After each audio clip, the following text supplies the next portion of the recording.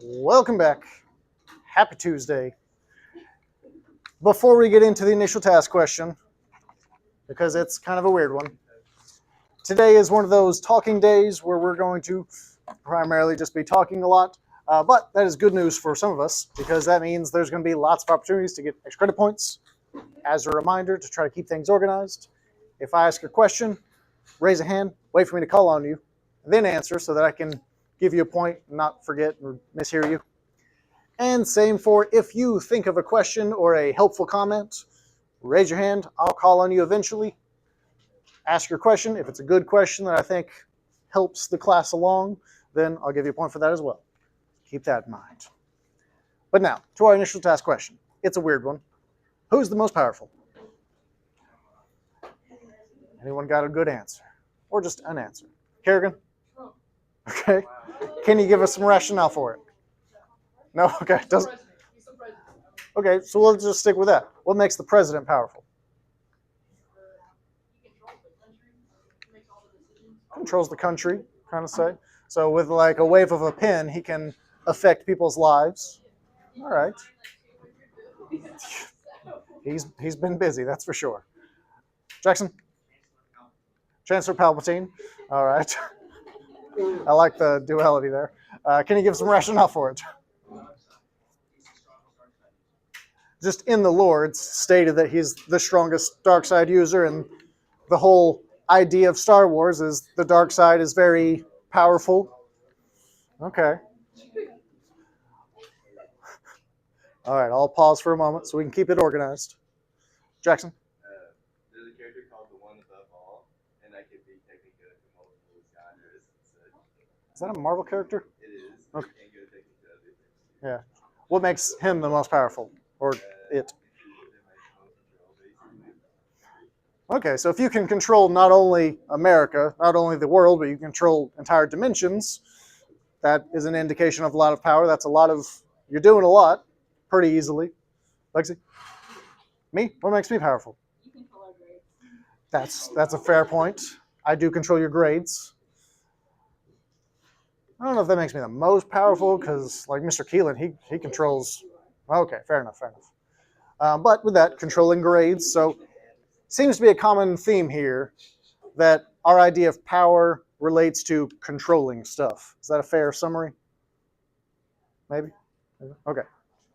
Well, that kind of will play into our idea of power when we get to physics. It's not necessarily control, but maybe just twist that a little bit to saying doing stuff. If you're controlling stuff, you're doing a lot of stuff. But in physics, we will get a little bit more precise definition for power. That will hopefully play into some of those things. And this also will maybe play into a future project that we have very, very soon, titled simply Power Project, where you all will have to calculate the power of some character in some way or another, explain to all of us, and demonstrate it, but we'll get more into that project later down the line. Today, the goal is to just figure out how to calculate power and make sure we understand all the related units that come with that, because there's a few weird units. So, yesterday, we said we were here, right at the bottom of this little bump. We made it past that little bump. Chapter 9, Rigor B is that little bump. Now we are here, right before it ramps up to the highest peak for this semester, which again, is not because our equations or the math is crazy or anything. It's just that we have kind of a lot going on all at once. So if you stay organized, it won't be too bad. But if you know you are not an organized person and your work is all over the place, you may have some mistakes coming up. But now on to power. First, to avoid any controversial topics, let's just talk about some cars. We've got a 1,200 kilogram sports car accelerating from 0 to 60 in 5 seconds. Yesterday, we were calculating a lot of energies, so we can do that here to see how much work this car is doing. Which yesterday we found that work is oftentimes just your change in energy. If I'm talking about a car speeding up, it's going to be specifically the change in your kinetic energy, which isn't too bad in this scenario. What's the initial kinetic energy of this car?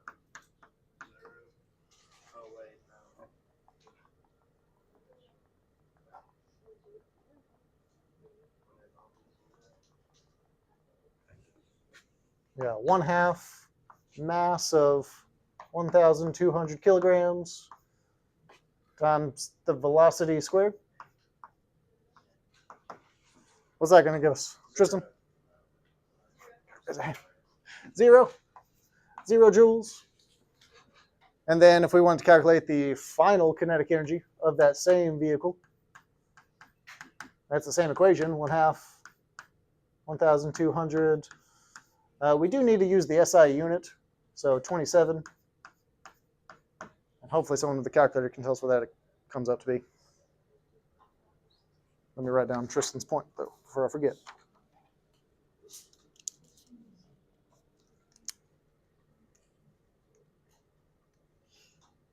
CJ? 437,400. 400. What was it again? Tell me the numbers. 437,400. So that. No. What? That's 437. Yeah. Okay. 437,400. Okay. There we go. I got confused. Apologies. 437,400. That makes more sense. It's a much more reasonable energy output for this vehicle. So for our change in energy, we would just do final minus initial. So that big number minus 0. So still that big number. So our sports car is putting out almost 500,000 joules. Okay. Now we'll compare that to a typical car, because I don't have a sports car. Do any of you have sports cars? Okay, good, because they're dangerous. I'm going to say a typical car. It's just a Jetta. It can still get up to 60 miles per hour, though. I do that daily when I go home. It may take a little longer, but I can still figure out the work done of my typical car, which is still the change in kinetic energy. Which, what would that end up being?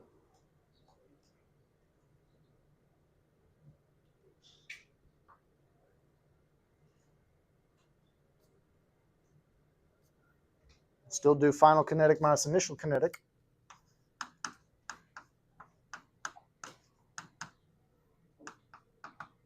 It's going from 0 to 60. Sam? It would be the same as before. Yeah, it'd be the same thing, because we didn't use this 5 seconds anywhere in our calculation up here. We're still going from 0 to 60, so it'll be the same output. So regardless of whether I'm driving a sports car or just a regular car, they can both go from 0 to 60. They'll both be doing the same job. They'll be outputting the same amount of work. What's up, Tristan?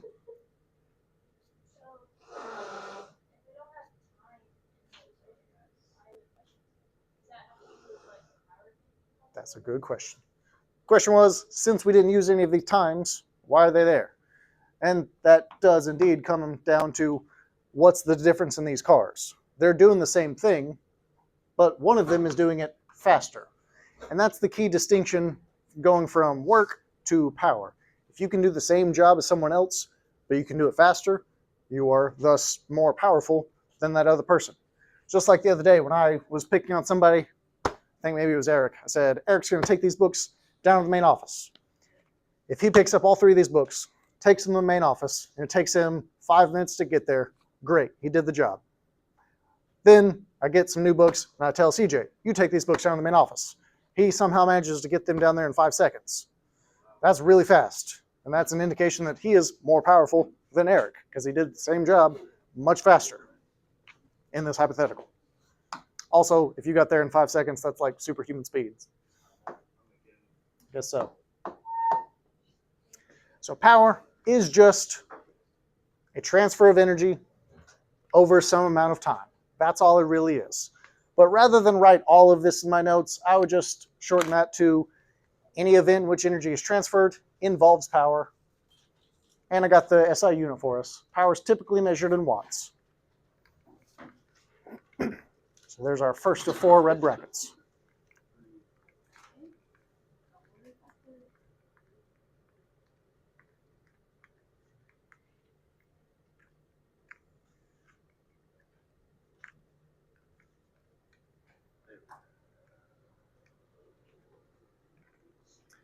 Give everyone a second to jot that down. Then we're going to play 4 rounds of a guessing game.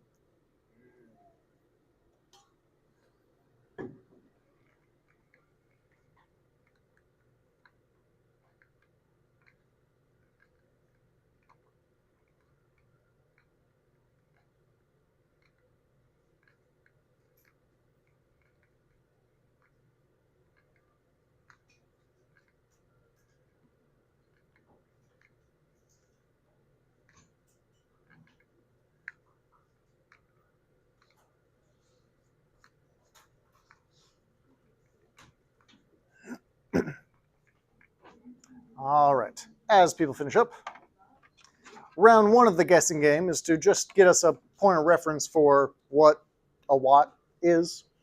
So to start with, we've got this light bulb here. Anyone have a guess on how much power that light bulb's going to have? Tristan? 60 watts. Okay. I can take 2 more guesses. I'm not saying she's wrong or anything, but Paisley? 100 watts. All right. And Jackson? 5 watts. The point will go to whoever's closest. Survey says this light bulb in particular has 23 watts of power, which is 5 closer than 60? Yeah. A little bit. And then if we were playing by Price is Right rules, then they're out anyway. So that one will go Jackson.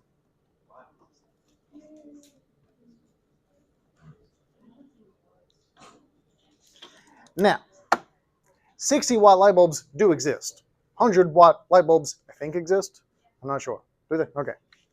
So this is just one random light bulb that apparently has 23 watts.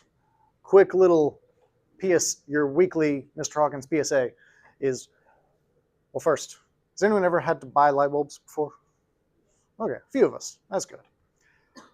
I did not until I was off on my own. I had an apartment. It came with light bulbs, thankfully. But eventually, the ones in the bathroom died.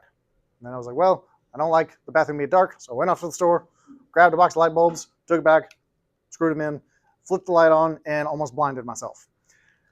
Because the light bulbs I grabbed were way more powerful than the old ones. And those powerful light bulbs that were putting out, I think it was 60 watts, in the little bathroom that I had with a giant mirror, it just reflected all the light, and it was nauseatingly bright.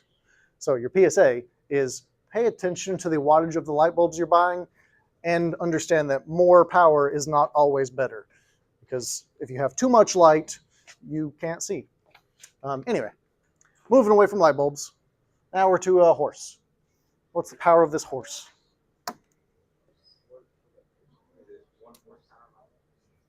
We're going to deal with watts for now, but keep that in mind.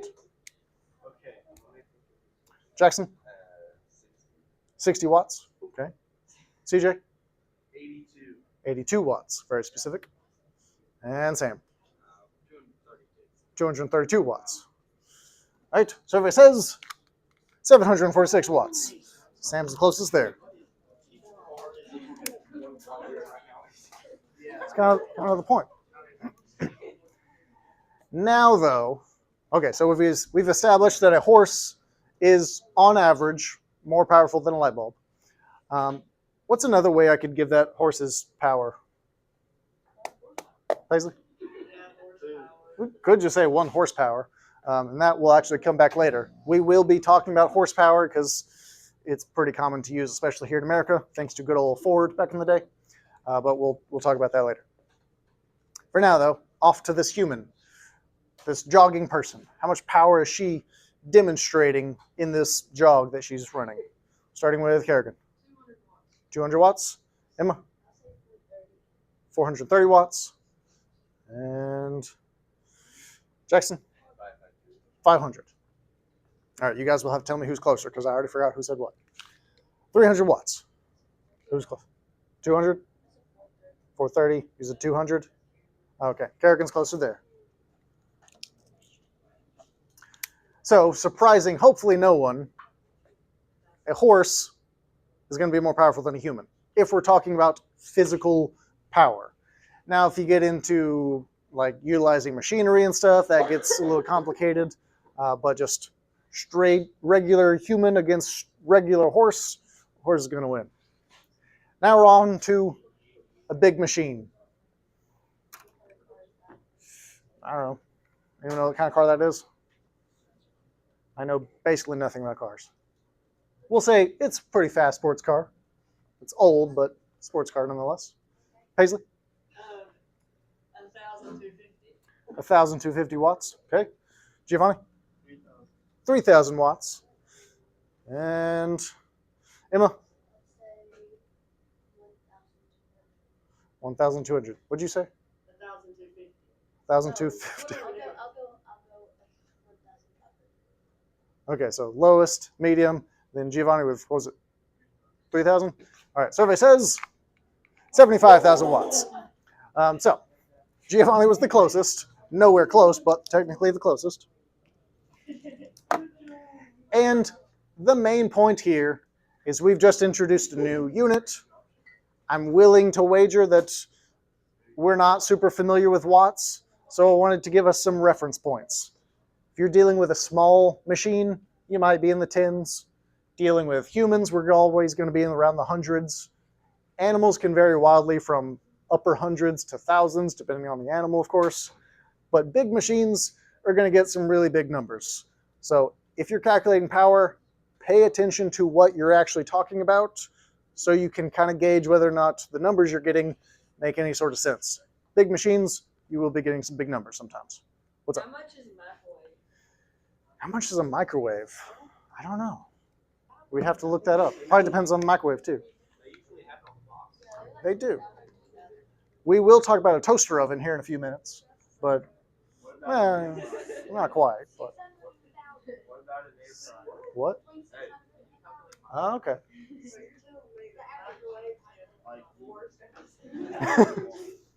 It's a powerful microwave. All right. How do you check watts on something? Oh, good question. I'll shut that down. Well, we are about to get into how to calculate power. Generally, though, if you buy an appliance or something, it'll say on the box somewhere what its power is or what its energy output is, which that's something else we'll be getting into in just a few slides, so hang with me. For now, though, the equation. Thankfully, when we talk about power, it's a simple equation. It's just a rate of change, really. It's how much energy you're outputting divided by the time it takes to output that energy. So just change in energy over time, or you could say work over time, because as we saw yesterday, work and change in energy are basically the same thing. I made your first picture better.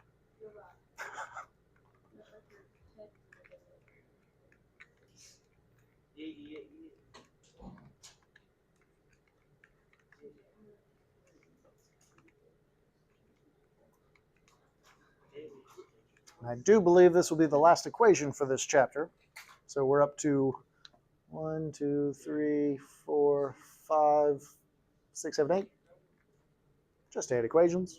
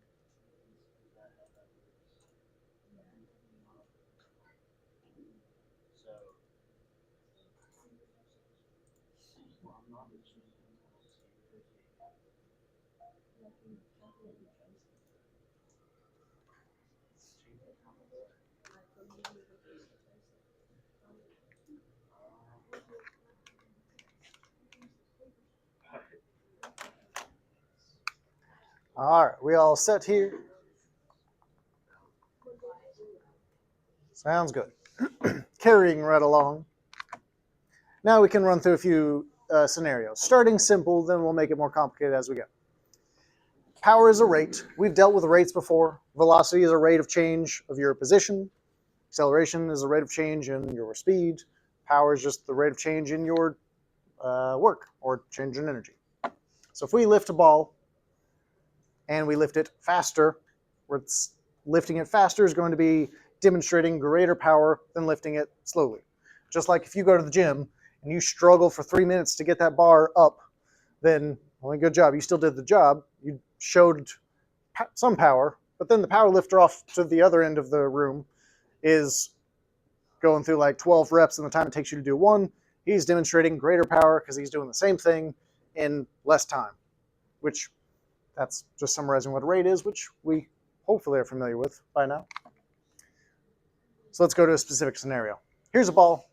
It's being raised up and given 1 joule of potential energy in 1 second. How much power is required to do that? Sam? 1 watt. Which, as that shows us, 1 watt is just a joule per second. So that's kind of what the watt actually is.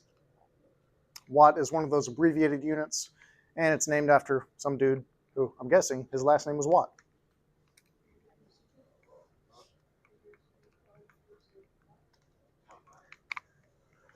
So all in all, 1 watt of power means that 1 joule of energy is transformed in 1 second, or 1 watt of power means that 1 joule of work is done every second. All good there? All right. Moving on to the next scenario. Now talking about a forklift. For this one, to go through the first one slowly, we have some givens.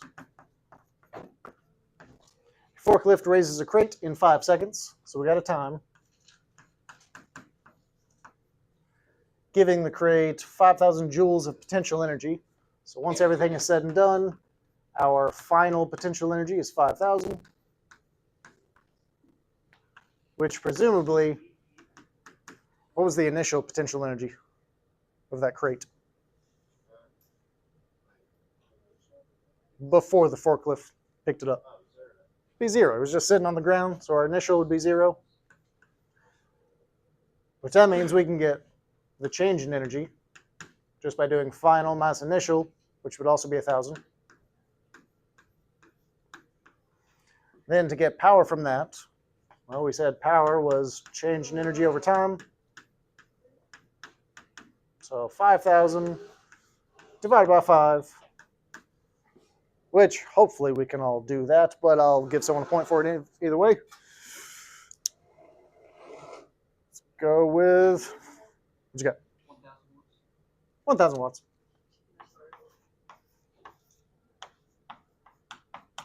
1,000 watts. There we go.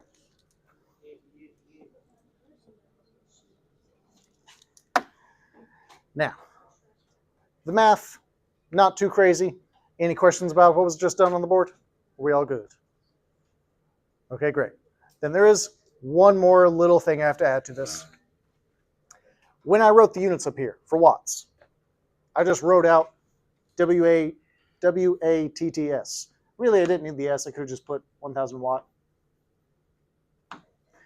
That's my preferred way to list the units, but technically there is a way to shorten this if you must. Any guesses on how we're going to shorten watt? W, and specifically when it's shortened like that, it'd be 1,000 with a capital W. That is technically allowed. I cannot take off for that. I kind of wish I would, because I think this adds some confusion. Because we already have a capital W. Capital W over here means work.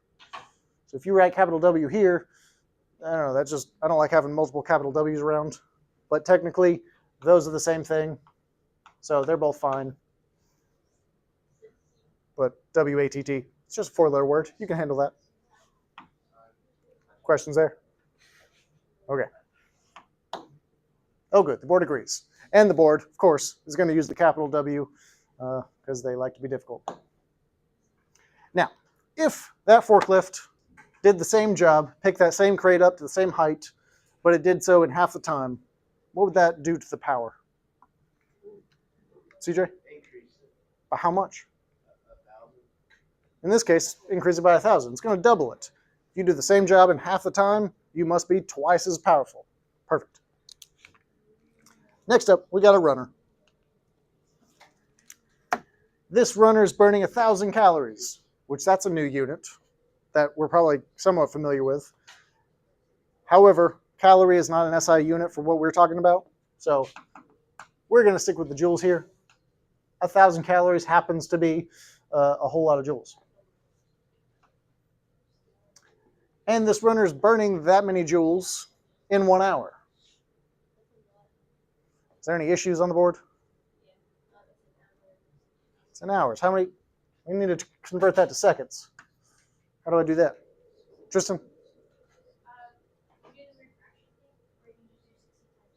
In the end, we'll just be doing 1 times 60 times 60, so 3,600 seconds. There we go. So now that we've got SI units for everything, now we can actually calculate this runner's power.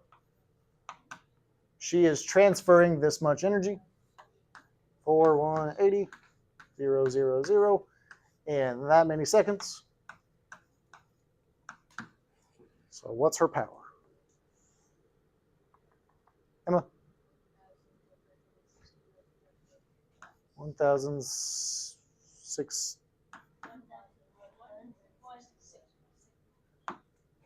Oh no, that's too much. 1,001. Okay, so many ones. And what are the units? Watts? Okay. I'm glad. 1,161.11 watts, or capital W if you want to be difficult. All good there. Any questions? Okay. Making sure the board agrees with us. They did the same conversions, and they got effectively the same answer. They rounded differently, but that's fine. Now, after I give Emma the point, next up, Nala does twice as much work as Mateo in the same amount of time. How much power does she have compared to Mateo? CJ? Double. All right, good enough there. Alonzo and Irina do the same amount of work, but Irina takes twice as long. How much power does Alonzo have compared to Irina? Jackson? Jackson says half. Tristan says no. Tristan?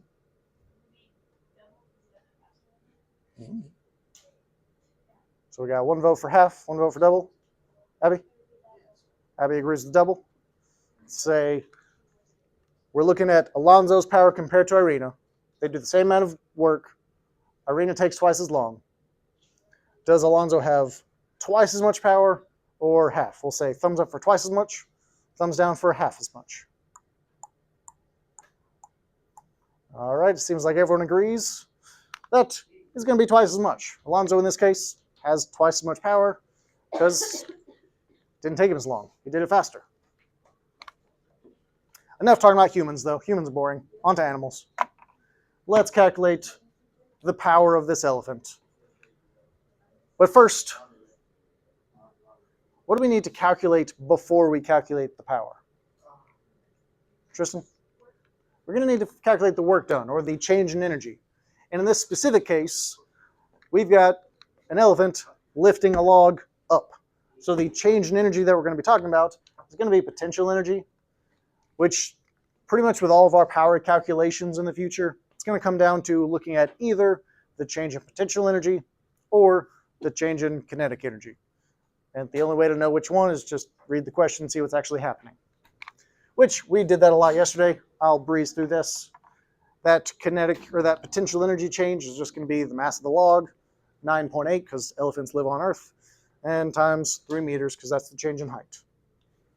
Once we've got the work, what do we do to get power?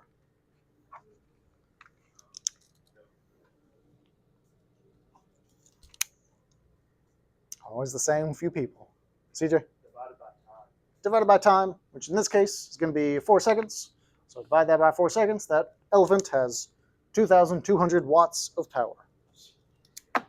decent amount. Pretty powerful elephant. All good there? Not quite.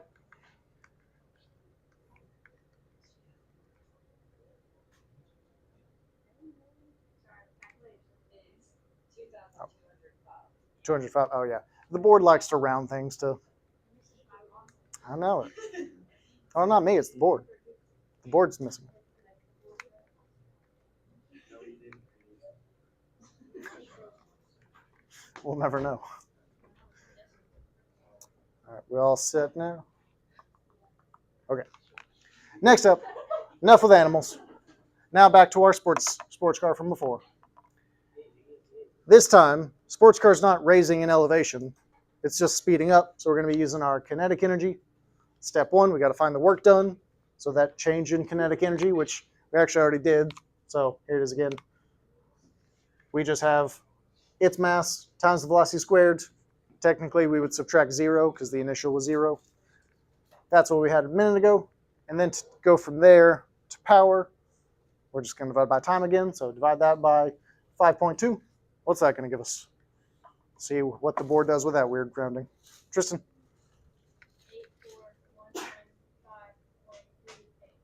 84115.38. Yep. All right. I think I understand what that number is. I think the board agrees. But they rounded a lot. 84,100 watts. Or if you want to be more precise, more exact, the number Tristan gave is more precise and more exact. What? Okay. I'll try. Okay. New topic, sort of. Oh, is I going too fast? Okay. What? You don't like kilowatts? Is that what I just heard? Me neither. The next and final topic of the day comes down to units. And anytime weird units come up, there's going to be some Mr. Hawkins complaining. Apologies. But oftentimes, manufacturers will not want to list giant numbers in manuals because big numbers require more ink than little numbers. So they instead use other units to save on ink, I think is the primary purpose for it, which I'm not a fan of. But we can still handle this. Someone can probably tell us how to go from watts to kilowatts already. We've done similar things before. Sam? We just divide by 1,000. So we've got that many watts. To convert that to kilowatts, 84,100 divided by 1,000. That'll be what? Tristan? 84.1. So 84.1 kilowatts. That uses less ink, so manufacturers prefer using kilowatts just because it saves them money on ink. Pretty sure. What's up? So the abbreviation. So capital W by itself didn't work, right? But if you put kilowatt, you put that little K with it, does that make it better because it is a lot more distinction between the words? It is better distinction, but this is not technically an SI unit, so that's even worse, Oh, okay. technically. But I mean that's technically fine, I suppose.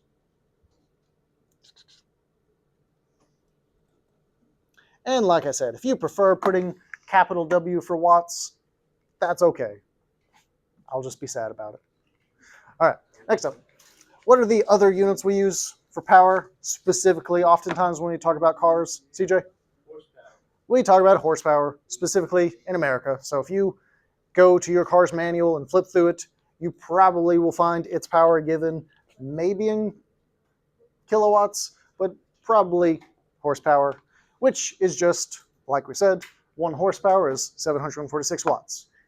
That is a unit conversion that you'll probably want to jot down because we will have to use that from time to time.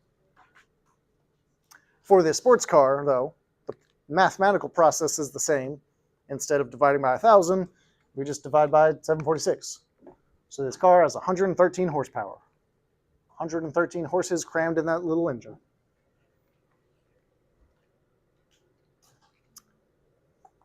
Questions there? All good? All right. In just a second, we've got one more object to discuss. We've talked about humans, animals, cars. Now we'll speak of the fabled toaster oven. Before we get into the physics here, I have an important question for the group. This scenario is talking about toasting a bagel in a toaster oven. If you're using a toaster oven, you put a bagel in it, turn it on, is it toasting the bagel or baking the bagel? Toasting? Okay. You said baking? It's an oven. Toaster oven is a toaster. Okay, well my toaster Okay. looks different than that one, so it's different. Do you have a toaster oven or a toaster? Toaster. Okay, I have a toaster that has the slits that you put it down. Okay. All calm. Sam's been patient. You have the floor. If you're toasting it, it's already cooked. Yeah, Toasting. it just makes a different color. Your toaster, you don't bake your bread in your toaster. You toast it. Okay. Like cupcakes are liquid. Yes. They come out. Yeah. But it's an oven, so it's baked. All right. No, it's not. Before I jump to Jackson, I've got a question for Sam's scenario. So let me try to summarize that to make sure I understand what you said. If you're cooking something that's not yet cooked, it's baking, but if it's already cooked, it's toasting? Yes. Okay. So if I take an uncooked bagel, which is just a mushy mound of dough, I guess, and put that in the toaster oven, turn it on, it's baking it. At what point does it stop baking it and start toasting it? So like there's a point where it becomes perfectly cooked? What? Okay. All right. I thought like toasting would be like reheating.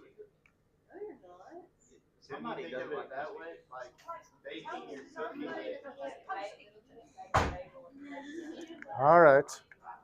All calm once again. All right. Jackson, you have the floor. What's up? You just say, it's just an oven with a really like close convection heat. Mhm.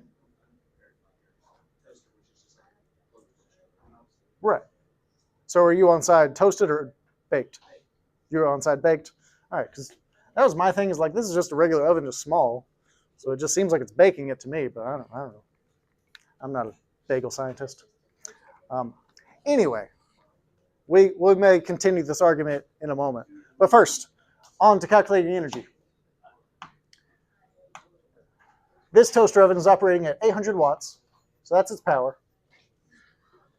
It's going to be cooking or heating or toasting or baking this bagel for 1.5 minutes. How many seconds is that? Kerrigan? 90 seconds? That's not a 90. What in the world? There we go. So 60 for the 1 minute, 30 more for the half minute. So we're all good there. Now we want to figure out how much energy is used. We can use our power equation. Change in energy over time. We're looking for energy though, so we'll just multiply time up. So change in energy is how powerful it is multiplied by how long it's running, which in this case is 800 times 90. So what's that give us? 70,000? 72,000. And what were the units? Joules. Energies from joules. All right, so that's quite a bit of energy output for this little toaster oven.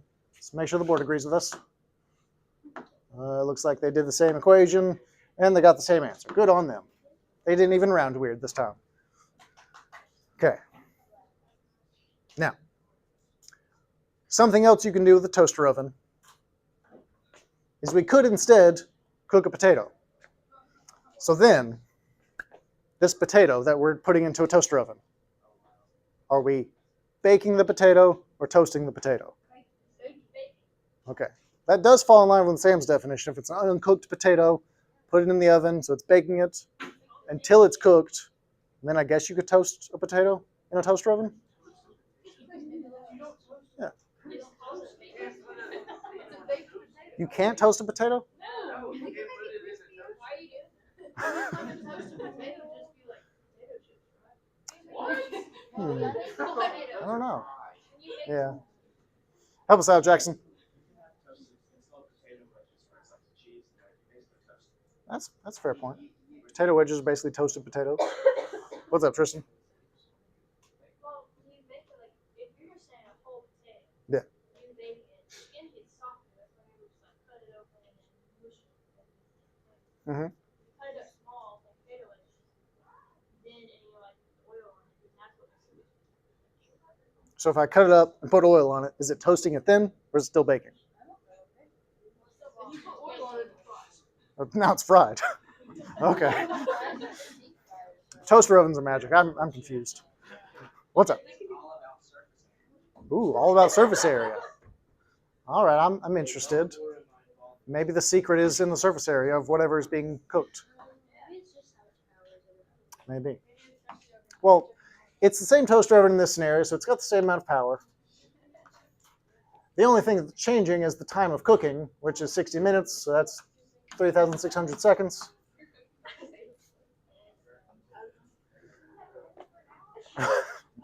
It's a really big potato.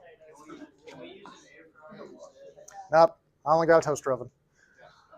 All right, so now, same thing. We already have the equation for it. Change in energy was power times time. So 800 times 3,600 seconds. How much energy is being used to bake or toast or fry that potato? Tristan? 2,800,000.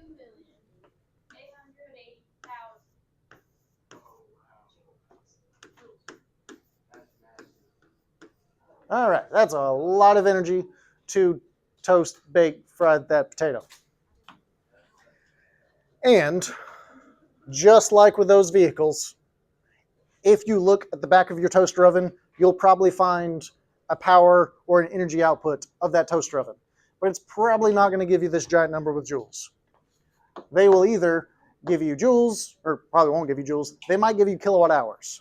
That is another unit that manufacturers have made common, I think, just to save on ink. This one's not too difficult to work with. The equation's basically in the name, kilowatt hours. That just says, instead of using watts, you would convert that to kilowatts, which would be 0.8. 60 minutes, that's just 1 hour. So that would just be 0.8 kilowatt hours. But that unit is grotesque, and I hate it. But it exists. It's labeled on pretty much every object, everything that runs on electricity. So we might see it from time to time. But the main bottom line is, in physics, in all of our equations, we got to stick to those SI units, which is joules. But before I do anything else, let me check our work. They agreed with us there, agreed with us there, but we'll use joules. What's up? So we were talking about power, right? Yes. More power. So since a toaster oven is in like 2 million joules, and a car, you said on average is only like 75,000. Does that mean the toaster oven is more powerful than the car? Good question. You compared energy to power there. Our toaster oven only has 800 watts, whereas the car was like 72,000 watts. So the car was more powerful. The energy output just depends on how long you run them. So if I run a toaster oven for like all day, it might put out more overall energy than the car that I run for a couple seconds. But in either case, that car is going to be more powerful. So, yeah, the energy output would be much higher. You got it. All right. With that, if for some reason you didn't turn in Chapter 9 Rigor B, you should, because it's due today.